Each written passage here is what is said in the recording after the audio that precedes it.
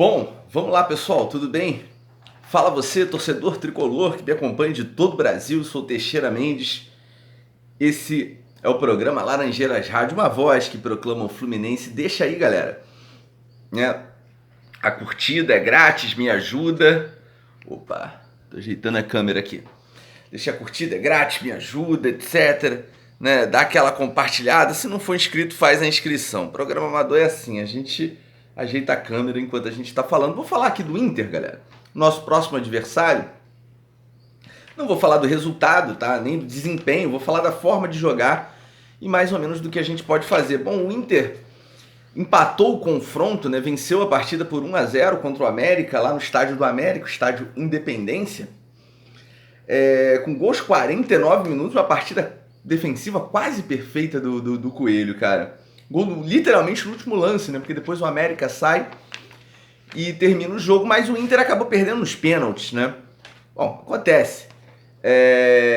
Então não vou falar nem do resultado, nem do desempenho, mas da forma de jogar e fazer alguns apontamentos aqui sobre o que o Fluminense, o Odair, pode fazer em relação a esse adversário, tá certo? Então vamos lá, galera. O contexto, vocês sabem, né? O Inter teve que tomar a iniciativa do jogo para reverter, para tentar reverter um resultado, não conseguiu, empatou no finalzinho, aos 49, empatou o confronto, né? Mas aí eu queria falar sobre a iniciativa do Inter. O Inter, obviamente, não deve ser tão, não digo impetuoso, mas ele não deve jogar tanto no campo do adversário como jogou nessa partida, mesmo jogando fora de casa. E por quê? Porque ele precisava buscar o resultado, né? Mas o Inter, por jogar em casa contra o Fluminense, é possível que o Inter tome a iniciativa. Então o que o Inter pode fazer, gente?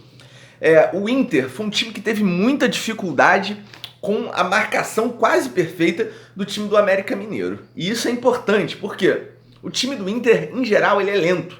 Os jogadores de meio de campo não são jogadores de velocidade, etc., né? Ele tem dois volantes ali, o Lindoso, o outro, eu esqueci o nome, o Dourado, né? Que jogam de uma forma que eu vou falar daqui a pouco. O D'Alessandro armando o jogo, que é já um jogador veterano, mas que tem qualidade, eu vou falar disso também. Não é um time de muita velocidade, certo? De tal modo que a forma como o Inter se organiza para atacar é uma forma que pode nos favorecer. Por quê? O Inter, ele sobe com os dois volantes, um joga do lado do outro, o D'Alessandro fica mais centralizado, e nesse jogo, pelo menos, ele soltou os dois laterais ao mesmo tempo. Então o Inter praticamente jogava com 8 jogadores no campo do adversário, né? Considerando os dois laterais, né? Aqui, os dois volantes saindo com esse bloco de 4, mais o D'Alessandro aqui para armar e 3 na frente. Então com 8 jogadores, o que dá pra gente as brechas e muito espaço pelo lado do campo, onde o Fluminense pode usar o contragolpe em velocidade nesses espaços pela lateral. Então essa é a primeira indicação, principalmente o Rodinei, que pelo visto é o ponto fraco do setor defensivo do Inter. Então tá aí, ó, 2 dicas. O contra-ataque com o espaço que o Inter dá na sua subida, jogando pelos flancos ali, notadamente em cima do Rodinei, que é o ponto fraco da defesa deles. Claro, o Inter não deve ser tão impetuoso, assim, não deve tomar tanta iniciativa, botar tantos jogadores no nosso campo, né? Mas jogando em casa ele deve buscar o resultado, né? Não tanto, de repente, como no jogo de hoje. Eu já falei um pouco isso aqui, o Inter não é um time veloz, mas usa muito a bola alçada na área, não necessariamente uma bola que vem do fundo. E por que eu estou dizendo? Os pontas do Inter afunilam bastante, né?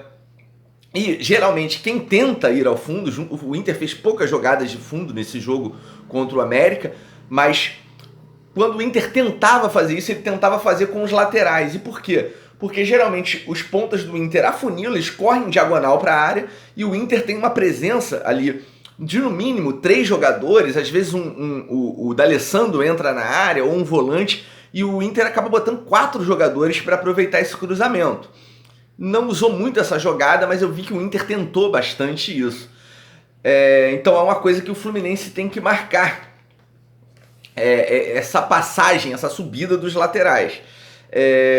Agora o jogo é em função do Galhardo. Tanto ele fazendo um pivô, tanto finalizando nessa bola cruzada ou alçada. O Inter usa muito a intermediária do adversário com o D'Alessandro para distribuir o jogo.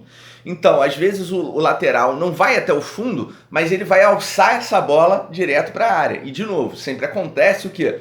A convergência dos dois pontas para o centro. Então tem sempre no mínimo 3 jogadores do Inter dentro da área tentando essa finalização na bola cruzada ou alçada. Nesse jogo contra o América, mais uma bola alçada para a área.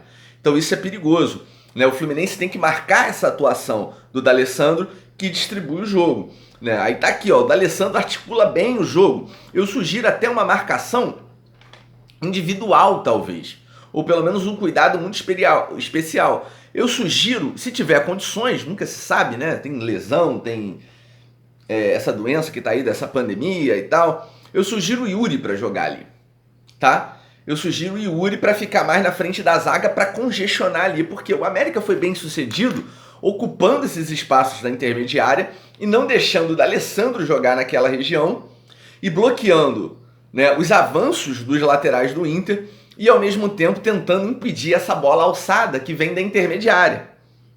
Só que pelo lado, assim, né, antes de chegar no fundo. O jogador faz o lançamento direto da intermediária pelo lado, assim, né?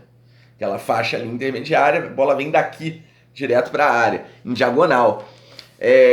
A defesa aí geralmente está posicionada de frente, mas o perigo é a forma como, às vezes, o Galhardo faz uma parede, faz um pivô, entende? É uma jogada forte do Inter, né? Apesar de não ter funcionado muito bem nesse jogo, mas o Inter tenta muito isso, então deve ser um ponto forte deles. O gol do Inter foi no abafa, no final, né? Então o Inter vai tomar a iniciativa? Até que ponto o Inter vai tomar a iniciativa? Eu acho que vai porque está em casa, mas de repente nem tanto como nesse jogo, isso eu já falei. Agora, tomar cuidado também com a subida dos volantes. Não são jogadores brilhantes tecnicamente, etc., mas eles se posicionam ali na intermediária do adversário e às vezes até com opção de chute. O Inter chutou pouco de fora da área desse jogo, vinha um único chute, acho que do próprio Lindoso, se não estou enganado, mas chutou pouco porque o América bloqueou essa jogada, né? Então os volantes jogam lado a lado ali saindo. De novo, isso daí pode ser uma boa pra gente.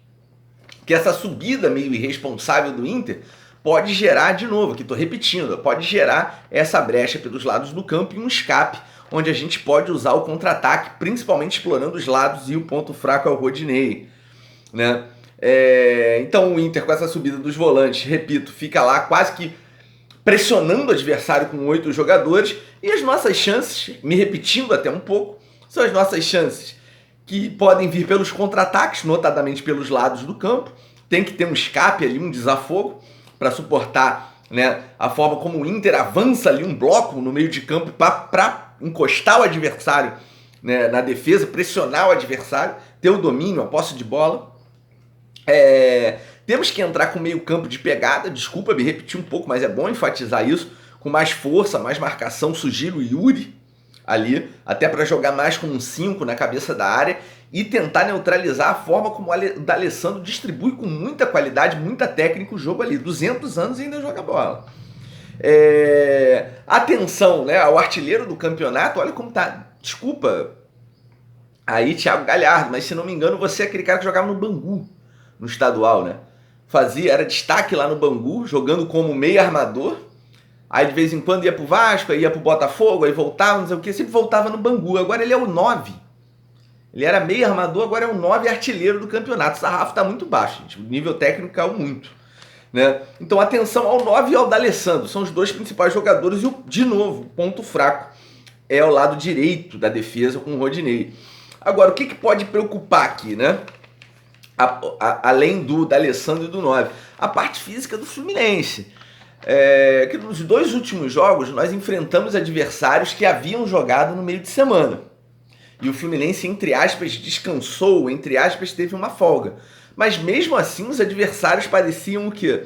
Pareciam fisicamente melhores que o Fluminense. Me preocupa essa parte física aí do Fluminense. A partida do Inter foi muito desgastante. O Inter teve que brigar até o último minuto para igualar o placar e levar o jogo para os pênaltis, tá? E o campo estava molhado, pesado, etc. Ou seja, o Inter se desgastou muito nesse jogo. Se tiver mais inteiro que o Fluminense, tem alguma coisa errada. Outro lado bom, o Odair conhece o Inter, né? Conhece pelo menos os jogadores, as suas principais características, acho que isso pode ser uma vantagem. Então, para resumir aqui, enfatizo, gente, nossa chance pode ser pelo contra-ataque, os escapes pelo lado do campo. Temos que ter um meio-campo de mais pegada, forçar o jogo em cima do Rodinei e atenção aí ao Galhardo e ao D'Alessandro. E agora, para encerrar, deixo o meu palpite e peço o seu, torcedor tricolor. Qual o seu palpite para essa partida? Para mim vai ser 1-0 Flusão. Pelo que eu vi hoje dessa partida contra o América, acho que o Fluminense consegue essa vitória contra o Inter, para, se Deus quiser, tentar uma reabilitação nesse segundo turno e brigar por alguma coisa mais nobre, talvez, sei lá, pré-Libertadores? Não sei. Vamos lá, vamos ver. Sou Teixeira Mendes, fico por aqui. Essa foi a análise do nosso adversário no final de semana. Valeu, galera!